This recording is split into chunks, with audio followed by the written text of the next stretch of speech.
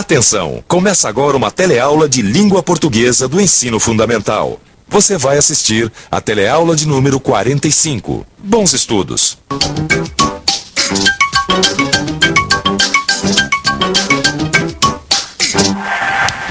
Será verdade aquele provérbio que diz que quem conta um conto aumenta um ponto? Isso é que nós vamos conferir agora. Eu vou contar uma história para uma pessoa, que vai contar para outra pessoa e assim por diante. E no final nós vamos ver como acabou essa história. A história é o seguinte: oi moço, passou uma mulher por aqui que disse que ouviu no rádio que os motoristas e cobradores de ônibus estão pensando em entrar em greve. Queria que você passasse a história para frente.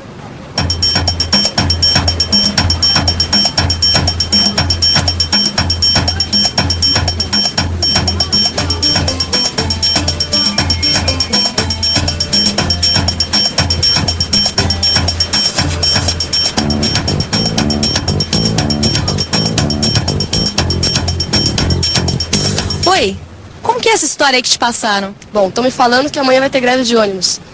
Parece que a história original não era bem assim. Por que será que as pessoas modificam as histórias? Como será que nascem os boatos? Esse é o tema da nossa teleaula de hoje. E mais, você vai conhecer uma história escrita por um dos maiores poetas brasileiros sobre um boato que causa uma enorme confusão. E ainda vai aprender um pouco mais da língua portuguesa, reescrevendo essa história cheia de palavras novas. É isso aí, nossa teleaula está começando.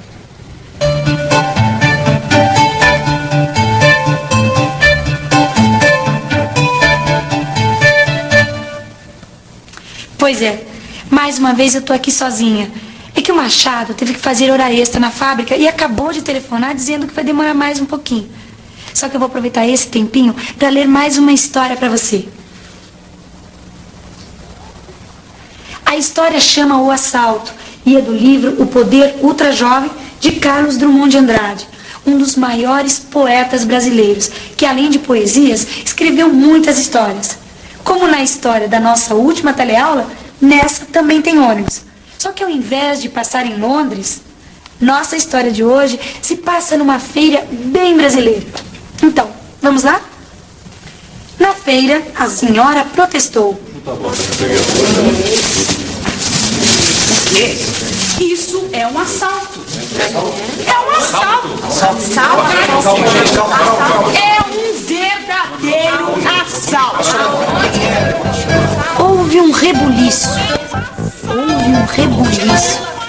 Rebuliço. O que será isso? Bem, só tem um jeito da gente saber.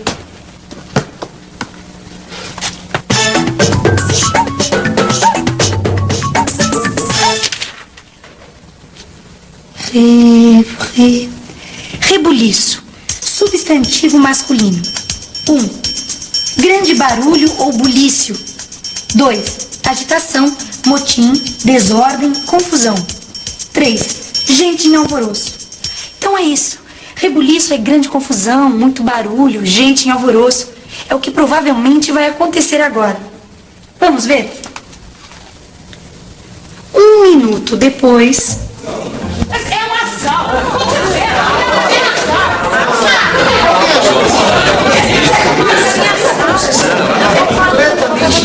Olha, meu amigo, eu tô indignado. Assaltaram essa mulher de verdade, essa pobre. Imagina, não foi com ela, olha, eu acho que foi alguma coisa ali na frente, perto da barraca de chuchu. Já tem no banco, gente. Mas que banco? Havia banco naquela rua? Evidente que sim, pois do contrário, como poderia ser assaltado? Um assalto no banco. Ouviu? Falei? Um assalto? Esse parece ser um tipo de acontecimento que quem conta gosta de aumentar um pouco. E parece que quem ouve também gosta desse exagero. Olha só, aqui nesta banca de jornais, nós temos vários jornais e revistas com histórias incríveis sobre assaltos. Eu estava lendo aqui nesse jornal a história de uma senhora de 85 anos que foi assaltada e violentada por 4 sujeitos armados. Será que foi isso mesmo que aconteceu? Ou será realmente que quem conta um conto aumenta um ponto? Será que quem conta um conto aumenta um ponto? Pelo menos é o que está acontecendo na nossa história. Tudo começou com uma senhora reclamando do preço do chuchu e num piscar de olhos virou um roubo de verdade. Mas vamos continuar, porque esse parece ser apenas o começo de uma confusão. Moleques de carrinho corriam em todas as direções, atropelando-se uns aos outros.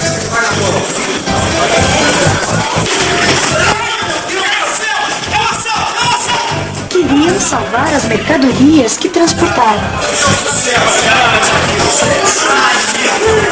Não era um instinto de propriedade que os impelia. Sentiam-se responsáveis pelo transporte. Impelir? Do verbo impelir está na cara. Mas o que será que quer dizer impelir? Bom, vamos dar uma olhadinha no dicionário. Impelir. Verbo transitivo direto. 1. Impulsionar para algum lugar. Arremessar. 2. Incitar, estimular, assolar, instigar. Verbo transitivo direto e indireto. 3. Obrigar, constranger, coagir. 4. Incitar, instigar. Nossa, quanta coisa! Mas no nosso caso, acho que podemos substituir pela palavra estimular. Vamos ver? Não era o instinto de propriedade que os impelia. Não era o instinto de propriedade que os estimulava. Acho que essa é a palavra que fica melhor nesse caso. É isso mesmo.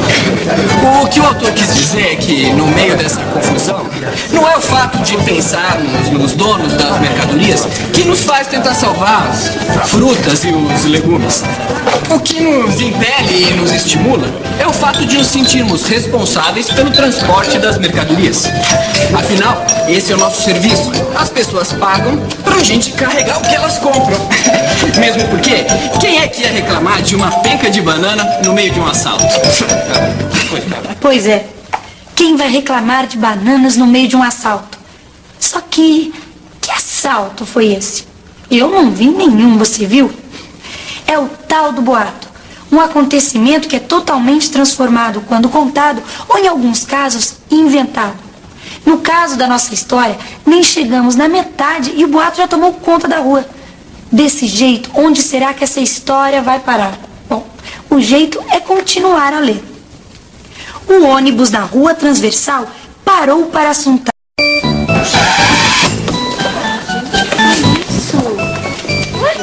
Você viu alguma coisa? Eu não, e você?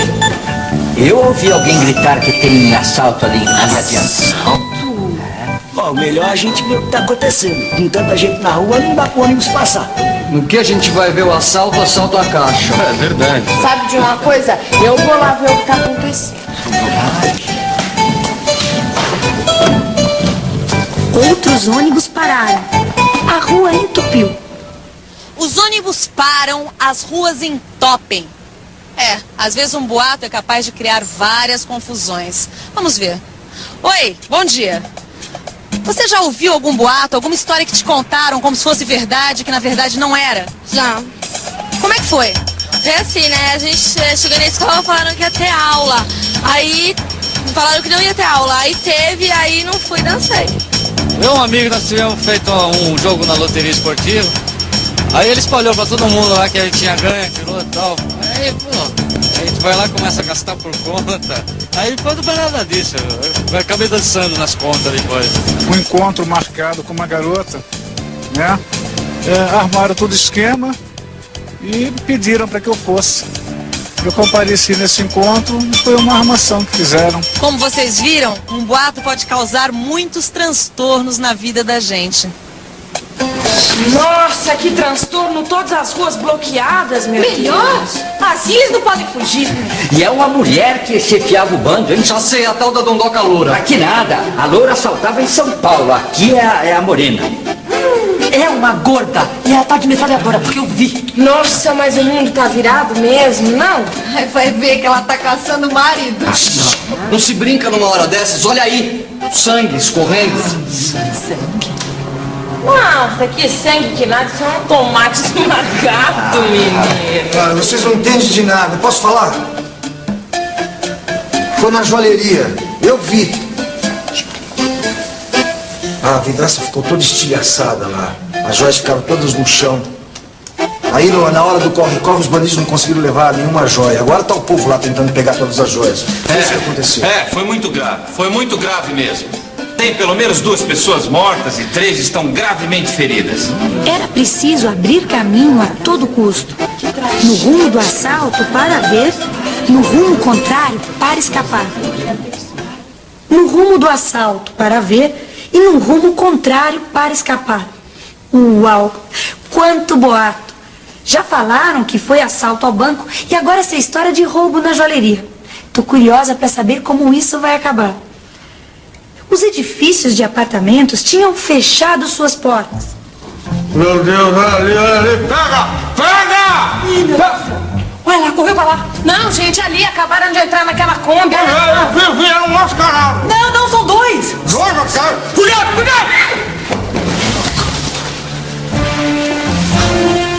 Esse barulho não é nada. Olha lá, é só um menino tocando uma matraca. E a gente pensando que era metralhador. Eu ainda pego esse menino. Ele vai ver o que é bom pra tosse. A senhora apareceu, muito vermelha, protestando sempre. Mas é um assalto. Chuchu por aquele preço é um verdadeiro assalto. Chuchu? Uau, que história.